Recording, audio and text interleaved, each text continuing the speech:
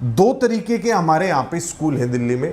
एक डीओई के अंतर्गत आते हैं, एक एमसीडी के अंतर्गत आते हैं। मतलब अगर मैं बात करूं 2017-18 से पहले तो बहुत ज्यादा लेंदी था और वैकेंसी 30-30 हजार वैकेंसी इकट्ठी हो जाती थी और एग्जाम नहीं कंडक्ट कराते थे DSSB वाले। जैसे सीटेट होता है साल में 2 बार, अब DSSB भी एग्जाम को फिक्स कर देना कि हम हर साल मार्च अप्रैल में पेपर लेंगे, आपको बता देंगे भाई ये बच्चे इन्होंने पेपर दिया था, ये इनका रिजल्ट है, उस साल की कोई भर्ती होनी है आप उस आधार पर करिए, अगले साल हम फिर एग्जाम लेंगे और उस हिसाब से फिर आप भर्ती कर दीजिएगा।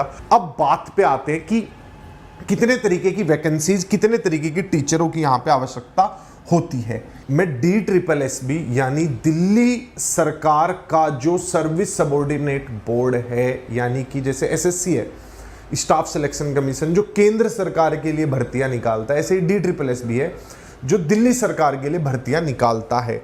मैं आपको जो आज जानकारी देने वाला हूं वो टीचिंग यानी टीचर बनने से रिलेटेड देने वाला हूं। वैकेंसी जो है DSSB वो सब चीजों के लिए निकालता है, चाहे वो आपका एक चपड़ासी से लेकर बड़ी पोस्ट तक हो। DSSB सभी एग्जाम्स कंडक्ट कराता है जितनी भी वैकेंसीज क्रिएट होती हैं दिल्ली के अंदर। अब हम बात कर रहे हैं टीचर की। दो तरीके के हमारे यहाँ पे स्कूल है दिल्ली में। एक डीओई के अंतर्गत आते हैं, एक एमसीडी के अंतर्गत आते हैं। मतलब दो ढांचे हैं, एक दिल्ली सरकार जिन्हें चलाती है, एक वो है जिन्हें म्युनिसिपल कॉरपोरेशंस चलाती हैं, यानी जो महानगर पालिकाएं होती हैं वो चलाती हैं। 3 महानगर पालिकाएं हैं, अगर बात करें तो SDMC, NDMC, EDMC है, वो एक अलग कंसर्न है।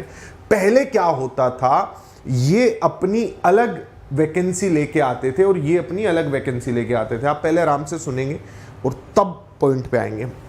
ये अपनी अलग वैकेंसी लेके आते थे, ये अपनी अलग वैकेंसी लेके आते थे, तो सब अपना अपना अलग एग्जाम कंडक्ट कराते थे और एग्जाम का प्रोसीजर जो बहुत लेंथी होता था। मतलब अगर मैं बात करूं 2017-18 से पहले तो बहुत ज्यादा लेंथी था और वैकेंसी 30-30 हजार वैकेंसी इकट्ठी हो जाती थी और एग्जाम नहीं कंडक्ट कराते थे DSSB वाले।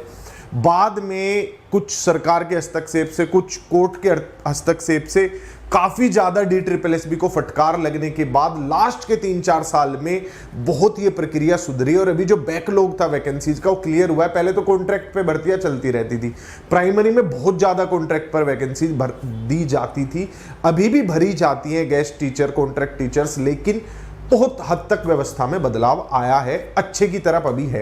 पहले बहुत लेंदी प्रोसीजर होता था, कोई भी एग्जाम आता था तो, लेकिन अभी ठीक हो गया। एक तो एग्जाम ऑनलाइन होने लगे, थोड़ा सा आउट होने का उतना ज़्यादा अब ये नहीं होता कि पेपर लीक हो गया है, कुछ ऐसा हो गया, वो समस्या खत्म हुई है। अब सरकार का आदेश है कि आप ये ऐसा ना करें, मतलब कोर्ट का ये आदेश है कि आप ऐसा ना करें कि बहुत सारी वैकेंसी इकट्ठी करेंगे तभी भर्ती निकालेंगे, नहीं।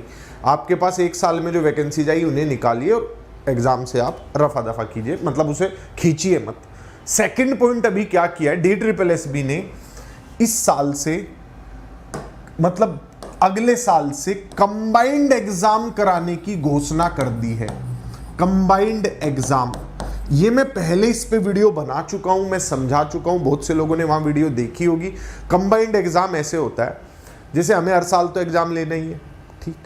मान लिया जैसे यूपी में या भारत में 6 फोर्स हैं अलग अलग, जैसे BSF है, ITBP है, आसाम राइफल्स है, SSB, ऐसे अलग अलग बहुत सारी फोर्सेज हैं, सबको सिपाही की जरूरत होती है। अब हर डिपार्टमेंट तो अलग अलग एग्जाम करवाता नहीं रहेगा, हर किसी की अपनी रिक्वायरमेंट जनरेट होती रहती है। तो SSC ने क्या किया था, अब से बहुत साल पहले उन्होंने SSC GD के नाम से एक पोस्ट बनाई, एक एग्जाम बनाया और वो इकट्ठे एग्जाम ले लेते थे सबका। तो DSSB ने अब क्या कर दिया है कि जो एक टाइप का काम है उसके लिए हम एक एग्जाम लेंगे। सेकंड पॉइंट इन्होंने ये बोल दिया कि हमारे पास जो भी वैकेंसीज आती रहेंगी, हम ये इंतजार नहीं करेंगे कि हम 1 साल तक वैकेंसीज इकट्ठी करेंगे फिर हम एग्जाम कंडक्ट कराएंगे, हम ऐसा नहीं करेंगे। हम साल के दौरान फिक्स्ड टाइम पर एग्जाम कराएंगे, यानी हम फिक्स्ड डेट्स पर एग्जाम लेंगे। जैसे PRT की भर्ती होनी है, प्राइमरी टीचर की जरूरत रहेगी दिल्ली सरकार को हमेशा।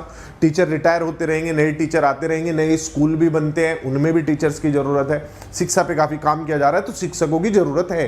अब DSSS ने कह दिया है हम अपने फिक्स टाइम पर एग्जाम लेंगे, हमारे पास जितनी टेंटेटिव वैकेंसी होंगी, टेंटेटिव शब्द को समझिए यानी आज जितनी है वो वेबसाइट पर अपलोड करके रखेंगे। जैसे आज की अगर मैं बात करूं, प्राइमरी से रिलेटेड 3000 से ज्यादा वैकेंसीज हैं, जिसका नोटिफिकेशन मतलब जो अभी बताया गया है कि 3000 वैकेंसीज प्राइमरी की हमारे पास अभी हैं, जिनका नोटिफिकेशन आपको जनवरी फरवरी में नोटिफिकेशन मिल जाएगा, नोटिफाई कर दिया जाएगा आपको, और उसके बाद मार्च अप्रैल में मई में एग्जाम हो जाएगा। आप मानिए इसे अप्रैल में मान के चल रहा हूं कि अप्रैल में एग्जाम हो जाएगा। हर साल अब ये प्रक्रिया ऐसे ही चलती रहेगी। जैसे अभी इनके पास वैकेंसी आई 3000, इन्होंने अप्रैल में अपना एग्जाम कराया, इन्होंने ये कह दिया कि अब हम एक एग्जाम लेंगे, हम MCD DOE के लिए अलग अलग एग्जाम नहीं लेंगे, हम तो एक पेपर लेंगे, हमारे पास जितनी वैकेंसीज रहेंगी उस हिसाब से हम आपको रिजल्ट दे देंगे, आप अब अपने हिसाब से उस साल की भर्ती कर लेना, उसके बाद अगले साल का एग्जाम अगले साल होगा और ये चलता रहेगा। तो ये प्रक्रिया में काफी बेहतर सुधार है। भाई फिक्स कर लो आप, जैसे CTET होता है साल में 2 बार, अब DSSS भी एग्जाम को फिक्स कर देना कि हम हर साल मार्च अप्रैल में पेपर लेंगे, आपको बता देंगे भाई ये बच्चे इन्होंने पेपर दिया था, ये इनका रिजल्ट है, उस साल की कोई भर्ती होनी है आप उस आधार पर करिए, अगले साल हम फिर एग्जाम लेंगे और उस हिसाब से फिर आप भर्ती कर दीजिएगा। तो ये प्रक्रिया हो गई है एग्जाम की। अब बात पे आते हैं कि कितने तरीके की वैकेंसीज, कितने तरीके की टीचरों की यहाँ पे आवश्यकता होती है। PRT टीचर, जिसे असिस्टेंट टीचर भी बोलते हैं, प्राइमरी टीचर भी बोलते हैं, जो कक्षा 5 तक के बच्चों को पढ़ाते हैं, उसके बाद train graduate teacher, post graduate teacher यहां पे आ जाते हैं। ये 3 तरीके के टीचर्स की रिक्वायरमेंट होती है DOE में और MCD में मिला के मैं आपको बता रहा हूं। इनमें PRT में स्पेशल एजुकेटर की भी जरूरत होती है, इसका बहुत कम बच्चों को पता होता है, मैं वो भी बताऊंगा। TGT में भी अब स्पेशल एजुकेटर की पोस्ट आ रही है, पहले नहीं आती थी, अभी TGT में भी आ रही है। इन्हें ही प्रमोशन करके बनाया जाता था, फिर इन्हें ही प्रमोशन करके PGT में भी स्पेशल एजुकेटर बनाया जाता था। तो स्पेशल एजुकेटर शब्द पे भी बात करेंगे। तो ये वैकेंसीज है और इन्हीं में स्पेशल एजुकेटर अलग से हैं। अब बात करेंगे PRT एग्जाम की क्वालिफिकेशन की। तो अभी जो एलिजिबिलिटी, आज की डेट की बात करूंगा मैं, भविष्य की बात नहीं करूंगा। आज की डेट में जिस बच्चे ने डिप्लोमा किया हुआ है प्लस CTET पेपर 1 क्लियर है, जिसका CTEट पेपर 1 क्लियर है प्लस डिप्लोमा किया हुआ है, ग्रेजुएशन नहीं चाहिए। महिलाओं के लिए एज में कोई रिलैक्सेशन नहीं है, महिलाओं के लिए एज में कोई रिलैक्सेशन नहीं है, ठीक है। PRT स्पेशल एजुकेशन डिप्लोमा आपने किया हो, CTET पेपर 1 आपका पास हो, ग्रेजुएशन आपको नहीं चाहिए, 30 साल तक का उम्र इसमें आपको मिलती है। OBC के लिए 3 साल की छूट है, SC ST के लिए 5 साल की छूट है, PH OH इन सब के लिए मेरे हिसाब से शायद 5 साल की छूट है। मैं एक बार चेक कर देता हूं, इनमें भी शायद इतनी ही छूट होती है। ये मैं PH OH वाला मैं आपको क्लियर कर दूंगा कि उन्हें कितनी छूट मिलती है।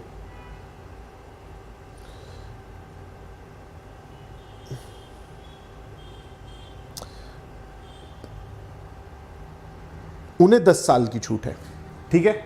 जैसे भाई 10 साल की छूट है, आप फिजिकली हैंडीकैप हैं प्लस OBC भी है तो 13 साल हो गया, physically handicap plus SC ST तो 15 साल हो गया। लेकिन ये जो OBC SC ST है, ये सब दिल्ली राज्य के जो हैं, सिर्फ उन्हें ये कैटेगरी मिलेगी। दूसरे स्टेट के स्टूडेंट भर तो सकते हैं, अदर स्टेट का स्टूडेंट भर सकता है, कोई डाउट नहीं है, लेकिन काउंट होगा जनरल में। चाहे आप वहां SC ST हो, चाहे आप उस राज्य के OBC हो, अदर स्टेट के स्टूडेंट जनरल में काउंट होंगे, भर सकते हैं। लेकिन ठीक, बाकी जो कोटा मिलेगा, एज रिलैक्सेशन मिलेगी, ये सब मिल रहा होगा राज्य के लोगों को, मतलब दिल्ली के जो अंतर्गत आते हैं उन्हें। अब बात करते हैं PRT, मैंने आपको बताया 30 साल है, कोई छूट नहीं है। TGT में डिग्री हो या आपके पास डिप्लोमा हो, डीएलएड वाले टीजीटी के लिए यहां पे अप्लाई कर सकते हैं। डिप्लोमा इन एलिमेंट्री एजुकेशन जिन्होंने किया हुआ है वो यहां अप्लाई कर सकते हैं। अच्छा, इस पे डिग्री की अगर बात करें, अभी कोर्ट का एक आदेश आया भी था, फिर उसे चैलेंज कर दिया गया, वो अभी इफ एंड बट चल रहे हैं। बीएड वाले अभी पीआरटी में अप्लाई नहीं कर सकते। आज की तारीख की अगर मैं बात करूं तो नहीं कर सकते। आगे कर पाएंगे नहीं कर पाएंगे वो अपने आप में एक प्रश्न चिन्ह है। अब टीजीटी, डिग्री और डिप्लोमा आपने किया हो प्लस ग्रेजुएशन आपने उस सब्जेक्ट के साथ किया हो, ग्रेजुएशन जो भी सब्जेक्ट के आप टीचर बनना चाहते हैं वो आपने किया हो। लड़कों के लिए, जनरल के लिए मैं अभी उम्र बता रहा हूं आपको, जनरल के लिए ये मैं आपको उम्र बता रहा हूं, जनरल के लिए 32 साल की उम्र होती है। इस पे भी बड़ा इफ एंड बट है। इस बार वैकेंसी आई, लास्ट जो वैकेंसी आई थी DSSB ने, उसमें लड़कियों को कोई अलग से छूट दी नहीं थी। बाद में कोर्ट गए कैंडिडेट्स और टीजीटी में छूट उन्होंने ले ली 40 साल की, मतलब उन्हें लड़कियों को 40 साल तक का मौका दिया गया। पीजीटी में लड़कियों के लिए कोई विशेष छूट नहीं है, इस बार नहीं थी, आगे भी अब नहीं होगी। धीरे धीरे मुझे लगता है ये छूट भी खत्म हो जाएगी, लड़के और लड़कियों को दोनों को बराबर मिलेगा। एक इसमें और ओबीसी SC ST, ये तो सब मैंने बताया, ओबीसी 3 साल, आपका SC ST के लिए 5 साल, फिजिकल हैंडीकैप के लिए 10, दोनों मिक्स हो रहा है तो उतना आप ऐड कर लेना। थर्ड पॉइंट, अगर आप विडो हैं या डाइवोर्सी हैं, आप अगर विडो हैं और डाइवोर्सी हैं और दिल्ली स्टेट की रहने वाली हैं, सारी कैटेगरी में आपको बता दूं दिल्ली स्टेट के लिए होंगी। ये जो छूट है दिल्ली स्टेट के स्टूडेंट्स के लिए होती है, अदर स्टेट का स्टूडेंट जनरल में काउंट होता है तो भी आपको एज रिलैक्सेशन मिल जाता है। ठीक, अगर आप दिल्ली में कॉन्ट्रेक्चुअल जॉब पे थे तो भी एज रिलैक्सेशन है, वो बहुत सारी अंदर फिर वेरिएशंस है। ये मैंने एक ओवरव्यू आपको दे दिया है। ठीक है, चलो अब आगे चलते हैं, आ जाओ जनरल पे। अब इसमें मतलब एग्जाम का क्या होता है, कैसे एग्जाम होता है, क्या नहीं होता है, उस पर बात कर लेते हैं। सभी के लिए, चाहे आप पीआरटी दे रहे हो, टीजीटी, पीजीटी, या फिर साथ में आप कोई क्या दे रहे हो, इधर मैं आपको बता दूं, कोई भी एग्जाम आप दे रहे हो, कोई भी एग्जाम, एनी एग्जाम जो आप दे रहे हैं दिल्ली सरकार के DSSB के तहत आप कोई भी पेपर दे रहे हो तो जनरल पेपर जरूर आता है। 100 नंबर का जनरल पेपर आता है। कोई भी पेपर दे, आप पीआरटी दे, टीजीटी दे, पीजीटी दे। मैथ्स 20 नंबर का, इंग्लिश, हिंदी, रीजनिंग, जीके सब 20-20 नंबर के आते हैं। 100 नंबर आपके हो गए। क्लियर, जनरल पेपर के। अगर बात करें हम मेन एग्जाम की, यहां पे आपका जो एग्जाम है वो 200 मार्क्स का हो गया, यहां भी 200 का हो गया, यहां पे जो आपका एग्जाम हो गया पीजीटी के लिए वो 300 का हो गया। 100 मार्क्स का टीचिंग एप्टीट्यूड आता है, यानी जिसमें पेडागोजी, सीडीपी, सब कुछ जो पढ़ाने का एक नजरिया है ना, उससे रिलेटेड सवाल आते हैं कि क्लास में ये हो रहा है आप क्या करोगे। फैक्चुअल क्वेश्चंस आते हैं, एप्लीकेशन बेस्ड क्वेश्चन आते हैं, बहुत सारी चीजें हैं उसमें। लंबा चौड़ा सिलेबस है टीचिंग एप्टीट्यूड का। 100 नंबर का वो आता है, 100 नंबर का जनरल पेपर, ये हर जगह कॉमन है। टीजीटी में जो आप सब्जेक्ट का, जैसे आप टीचर बनना चाहते हो मैथ के, हिंदी के बनना चाहते हो, संस्कृत के बनना चाहते हो, आप SST सोशल साइंस के बनना चाहते हो, म्यूजिक टीचर, कुछ भी आप बनना चाहते हो, फलाना डिपकाना, उसके 100 नंबर का आपको क्या मिलेगा, मेन एग्जाम मिलेगा। पीजीटी की अगर मैं आपसे बात करूं तो 200 नंबर का आपको मेन एग्जाम मिलेगा। यहां पर आप चाहे इंग्लिश, पॉलिटी, यहाँ सोशल साइंस बाइफरकेट हो जाता है, पॉलिटी अलग हो जाता है, फिर आपका ज्योग्राफी अलग हो जाता है, मतलब अलग अलग सब्जेक्ट पीजीटी में, पोस्ट ग्रेजुएट टीचर में वो डिफरेंशिएट हो जाता है। इसमें बहुत सारी वैरायटी आ जाती है, फिर हिंदी है, कॉमर्स है, और भी 50 चीज़ें हैं। कॉमर्स यहाँ भी है, म्यूजिक टीचर्स होते हैं, लैंग्वेज में आपकी सारी सी हैं, संस्कृत, हिंदी, उर्दू, हर लैंग्वेज के टीचर की आवश्यकता होती है। तो बहुत सारी आपके पास रिक्वायरमेंट है, 200 नंबर यहाँ पे आपके पास होंगे। मैं मेन पॉइंट की तरफ अब आपको लेकर चलता हूं, क्वालिफाइंग मार्क्स। अच्छा, ये मैं आपको एक इंपॉर्टेंट पॉइंट बताना भूल गया।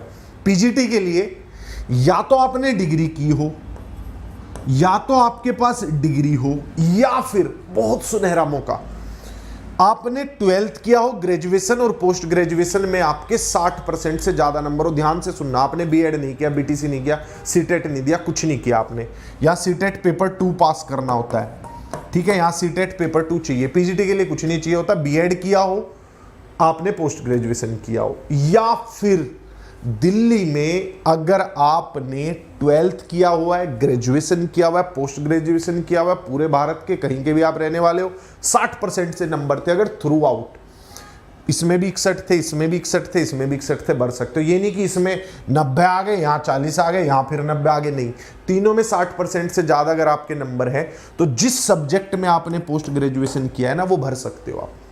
जो भी सब्जेक्ट में, जैसे आपने मैथ में पोस्ट ग्रेजुएशन की हुई है, आपने एमए इन मैथ्स किया हुआ है, हो जाता है एमए मैथ्स किया हुआ है, तो आप डायरेक्ट जाके पेपर दे सकते हो, उसमें आपको बीएड वगैरह की किसी चीज की जरूरत नहीं है, वो आप बाद में कर सकते हो एग्जाम क्लियर करने के बाद। ये एक इंपॉर्टेंट पॉइंट था, ये मैं आपको समझा रहा था। तो क्वालिफाइंग पे आ जाते हैं।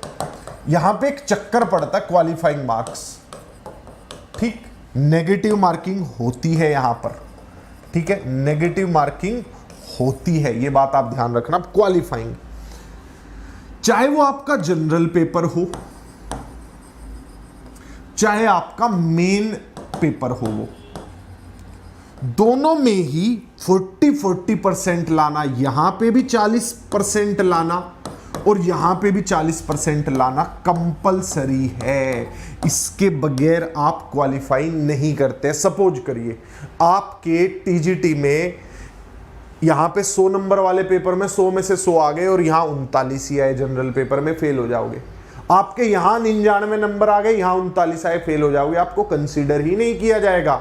लेकिन यही एक कहावत होती है, बून इन द डिस्गाइज, यानी एक वरदान की तरह भी है ये। मैं सिर्फ सही मानता हूं। कैसे सही मानता हूं? इसमें जो सब्जेक्ट के खिलाड़ी होते हैं ना, जिनका कोई सब्जेक्ट बहुत बढ़िया होता है, तो आप उस चीज से, मतलब उन लोगों को इस चीज से आप पीछे छोड़ सकते हो। ठीक, कैसे पीछे छोड़ सकते हो? सपोज करो यहां किसी के 99 नंबर आ रहे हैं लेकिन जनरल पेपर क्वालिफाई नहीं कर पा रहा, तो वो किसी काम का नहीं है। कोई बच्चा ऐसा है कि जनरल पेपर में बड़ा तगड़ा है, सब्जेक्ट कमजोर है, वो भी किसी काम का नहीं है। मतलब संतुलित नॉलेज चाहिए। तो आपको बहुत ज्यादा कोई खास किसी एक पार्ट में मेहनत नहीं करनी है। रिसेंट कट ऑफ्स जो है वो यही बताती हैं। जैसे मैथ की, इंग्लिश की, इनकी कट ऑफ की बात करो ना, कंप्यूटर साइंस की, बहुत कम जाती है। 60 नंबर यहाँ लाओ, 60 यहाँ लाओ, तो आप टॉपर बन जाओगे। 120 नंबर अगर आपके 200 में से आ गए टीजीटी में, पीजीटी में भी यही कहानी है। क्वालिफाइंग करने वाले बच्चे पास हो जाते हैं टीजीटी पीजीटी में, क्योंकि मेन सब्जेक्ट में थोड़ा बहुत आता हो, जनरल पेपर में थोड़ा बहुत आता हो, आप बहुत आराम से नौकरी आपको मिल जाएगी। अब आते हैं, बात करते हैं कट ऑफ की। ये मैंने क्वालिफाइंग वाला आपको बता दिया, दोनों में 40-40% आने ही चाहिए, ये नहीं एक में आ गए एक में रह गए। कट ऑफ जो पीआरटी की जाती है, मतलब लास्ट 2-3 साल से देखा जाए तो 130 प्लस से ऊपर ही रही है जनरल की। 126 शायद थी पिछले बार, उसके बाद 130 से ज्यादा रही। तो मेरा ये मानना है, अगर आगे का मैं आपको बताऊं, एक आइडिया लगा के बताऊं, कि 130 से कट ऑफ 155 के बीच ही रहती है। किसकी कट ऑफ? पीआरटी की, यानी प्राइमरी टीचर की कट ऑफ 130 से 155 के बीच रहती है। 60 मान लो, ज्यादा आपको तैयारी 60 के लिए ही करनी है कि मैं 60 नंबर कैसे ला सकता हूं। टीजीटी और पीजीटी में सब्जेक्ट टू सब्जेक्ट वेरी करती है। टीजीटी पीजीटी में कुछ सब्जेक्ट्स के उदाहरण अगर मैं आपको दूं, मैथ दूं, संस्कृत दूं, और स्पेशल एजुकेटर की जो वैकेंसी जाती है खाली चली जाती है। स्पेशल तो पीआरटी में भी खाली चली जाती है, एलिजिबल कैंडिडेट्स ही नहीं मिलते, क्योंकि एक क्राइटेरिया है क्वालिफिकेशन का कि दोनों पेपरों में 40-40% आए हो, वो आते ही नहीं है बच्चों के। मैथ्स की कट ऑफ 82 नंबर, 83 नंबर 200 में से ऐसे कट ऑफ जाती है। संस्कृत की वैकेंसी खाली चली जाती हैं। तो कुछ ऐसे एग्जाम है जिनमें तो वैकेंसी खाली चली जाती है, कुछ एग्जाम ऐसे जिनमें हाई चली जाती है, जैसे हिंदी में 200 में से 150 के आसपास कट ऑफ चली जाती है। तो ये सब्जेक्ट टू सब्जेक्ट वेरी करता है कि वो सब्जेक्ट कैसा है, वो सब्जेक्ट कैसा नहीं है, उस पर डिपेंड करता है। पीआरटी में आप आज के टाइम पे कंपटीशन इतना है, वैकेंसीज देखो, वैकेंसीज ज्यादा होंगी, कट ऑफ डाउन होगी, वैकेंसीज कम होगी, कट ऑफ हाई होगी। ये सिंपल सा लॉजिक है, इस बीच में घूमती रहती है। बहुत वैकेंसीज भी होती है तो 125-30 के आसपास, कम वैकेंसीज होती है तो 150-160 पे तो हद हो जाएगी बिल्कुल। अब आगे चलते हैं, नेक्स्ट पार्ट, तैयारी कैसे करें। सब चीजें आपने समझ ली, सब चीजें आपको, बातें आपको समझ आ गई। सबसे पहले किसी भी, ये मैं आपको किसी भी एग्जाम के लिए बता रहा हूं, आप किसी एग्जाम के लिए स्ट्रेटेजी बना रहे हो ना, तो हमेशा गधे की तरह मत सोचो कि आज से ही लग गए अपना स्ट्रेटेजी। अगर आदमी में दिमाग हो तो 100 सिपाहियों की सेना भी 10,000 की सेना पे भारी पड़ सकती है अगर स्ट्रेटेजी हो, युद्ध लड़ने की आपके अंदर कला हो तो। ठीक, तो आओ युद्ध लड़ने की कला पे बात करते हैं। सबसे पहले स्टेप 1, जिस पेपर की तैयारी कर रहे हो उसका प्रीवियस ईयर पेपर देके खुद को जांच लो। देसी भाषा में लिखा हुआ है बिल्कुल।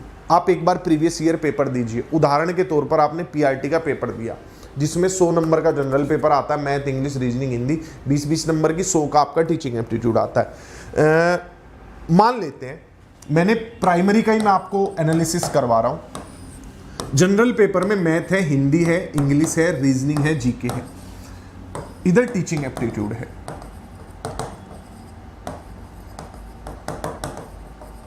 आओ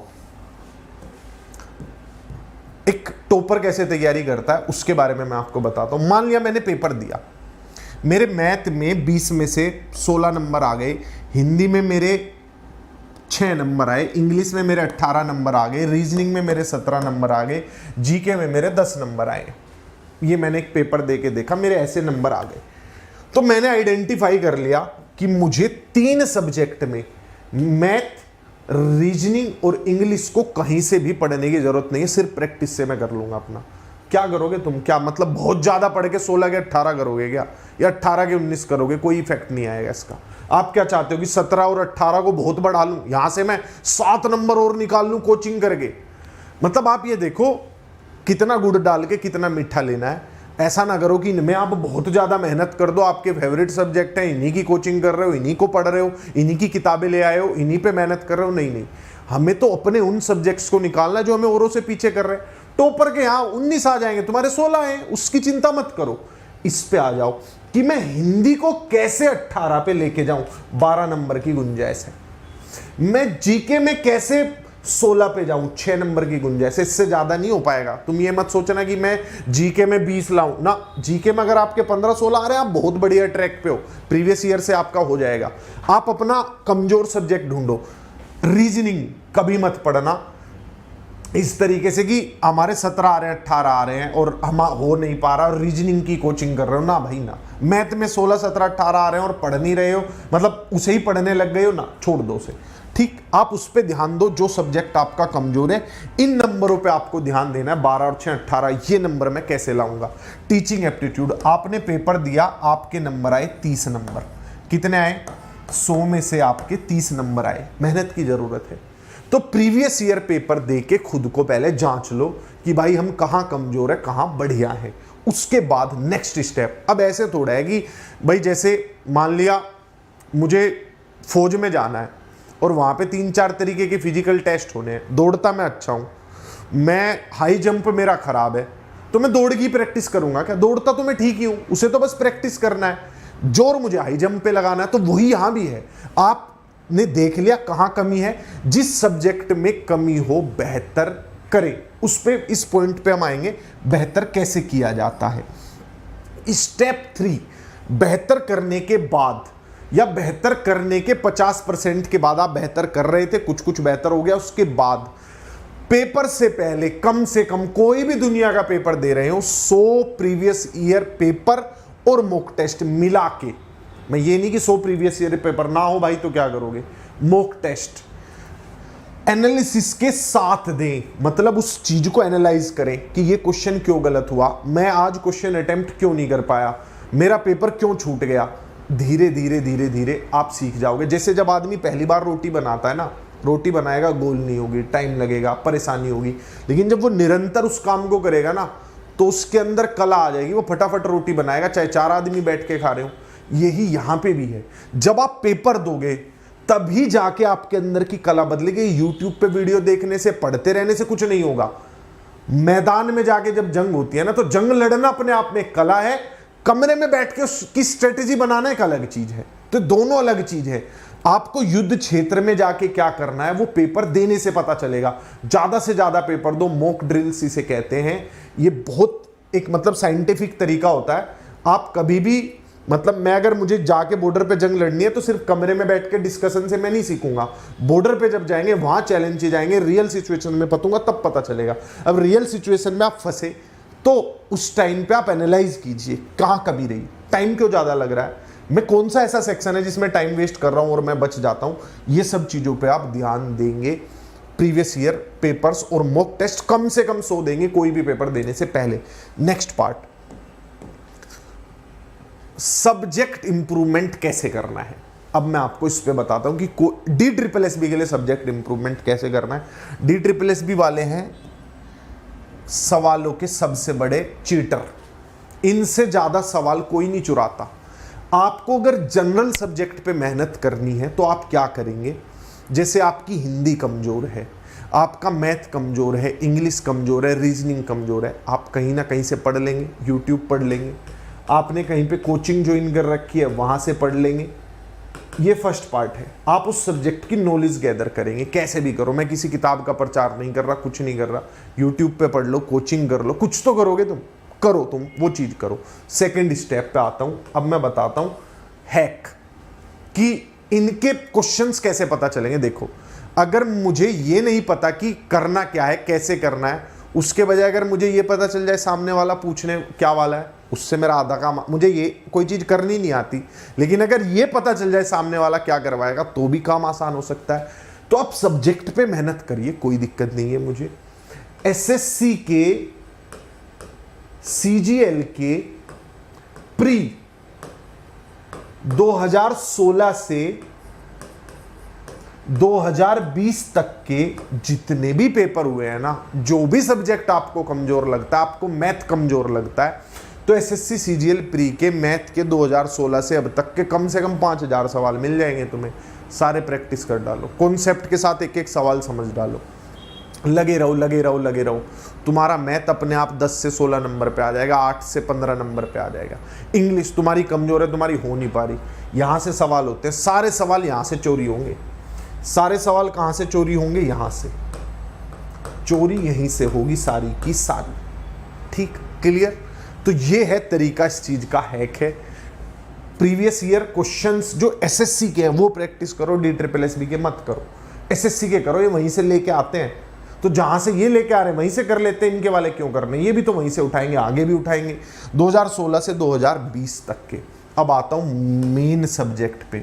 भाई मेन सब्जेक्ट पे मेन पॉइंट कि आप यूट्यूब से कर रहे हैं या कोचिंग कर रहे हैं या ऑनलाइन कोई आपने बैच लिया हुआ है, मेन सब्जेक्ट आप टीचिंग एप्टीट्यूड की तैयारी कर रहे हैं। सेकंड पॉइंट, यहां पे प्रीवियस ईयर आपको कहां मिलेंगे, इसके लिए आप जितने भी टेट होते हैं, जितने भी टेट होते हैं उनके प्रीवियस ईयर प्लस DSSB ने जितने आज तक एग्जाम करवाए हैं, पेपर 1 पेपर 2 दोनों टेट।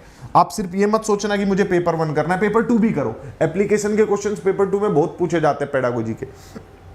तो टेट प्लस DSSB के आपको जितने भी पेडागोजी के, CDP के जितने भी क्वेश्चन मिल जाएं वो सारे प्रैक्टिस कर दो।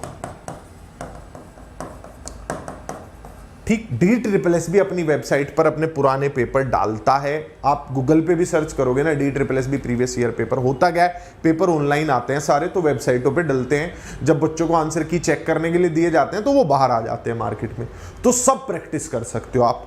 DSSB के सारे आज तक क्या आए हुए, अगली बार का जब पेपर होगा ना, उस बीच एक PRT का एग्जाम और हो चुका होगा। अभी 600-700 वैकेंसी आई थी, उसका फॉर्म भरा गया था अभी 4-6-7 महीने पहले, उसका अभी एग्जाम होना है, वो वाले पेपर भी आपको मिल जाएंगे।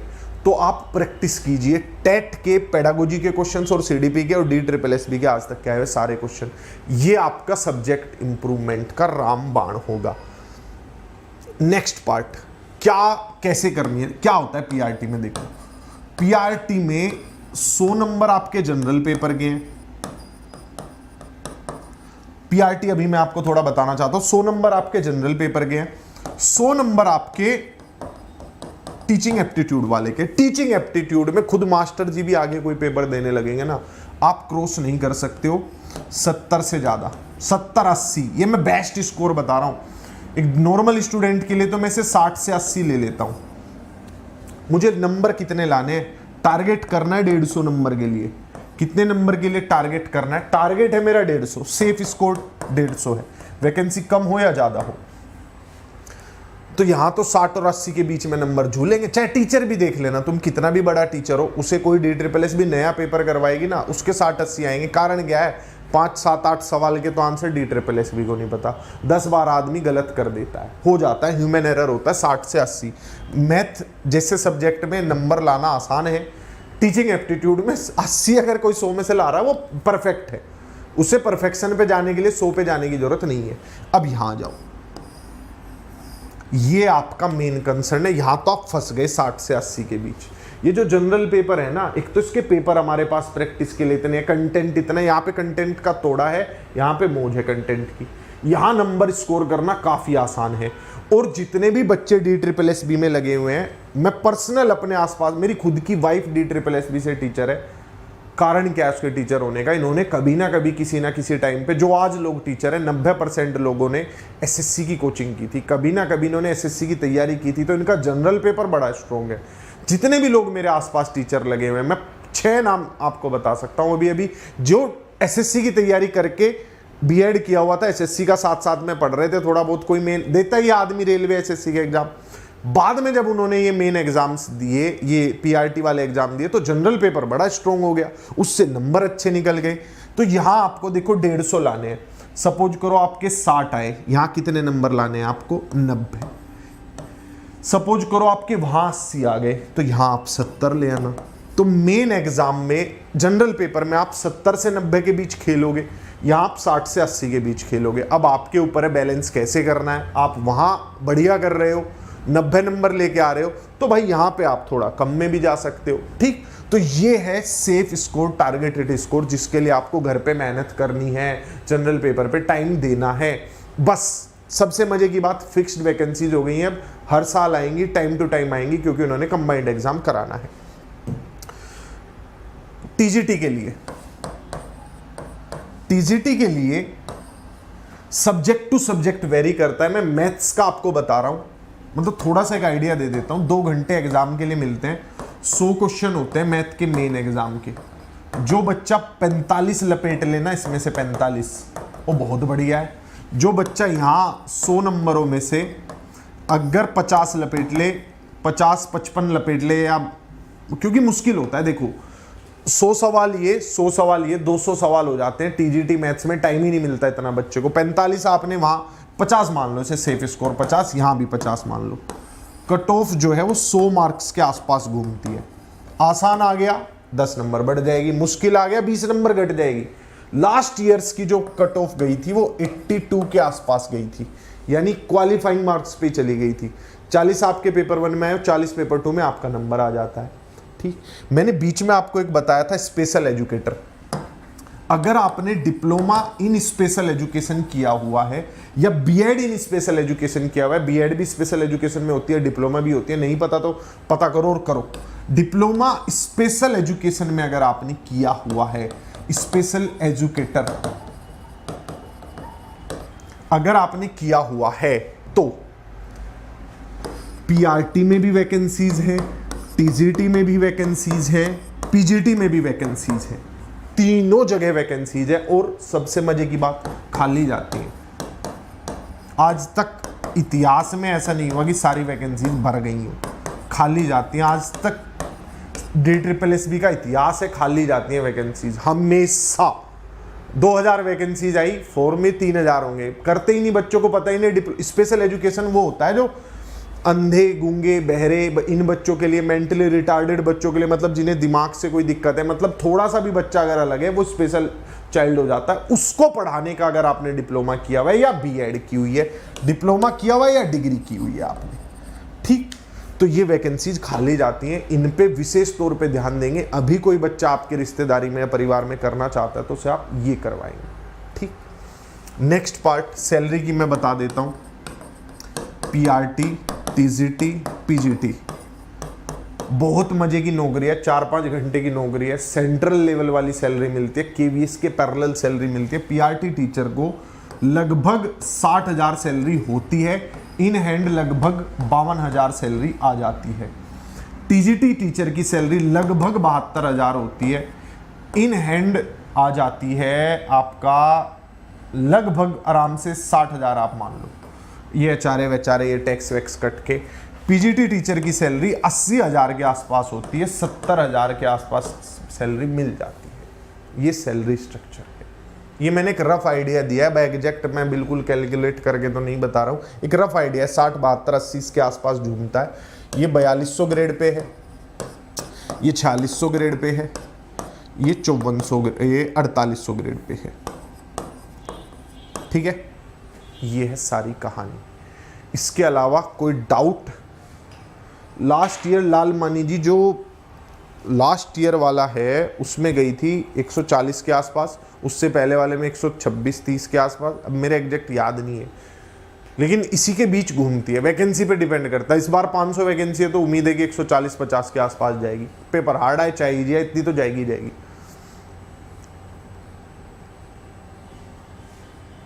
नहीं, जो आप भर चुके हैं वो वाली नहीं है, ये उसके बाद 3000 वैकेंसीज है, ये उसके हैं। जो आपने भरे हैं वो 500-600 वैकेंसीज थी। अभी DSSS ने अपना नया स्ट्रक्चर बताया कि हमारे पास जितनी टेंटेटिव आती रहेंगी हम कराते रहेंगे, उसकी ये वैकेंसीज हैं। तो आप इस वीडियो को बार बार सुनिएगा, बार बार देखिएगा शुरू से एंड तक। ठीक है, आपको सारी इन्फॉर्मेशन मिल जाएगी। बाकी ज़्यादा से ज़्यादा बच्चों तक पहुँचे, उसके लिए आप लाइक कर देंगे ना, तो अपने आप पता चल जाएगा यूट्यूब को कि अच्छा इन्होंने ठीक ठाक इन्फॉर्मेशन दी है, सब बच्चों तक पहुँचनी चाहिए। धन्यवाद।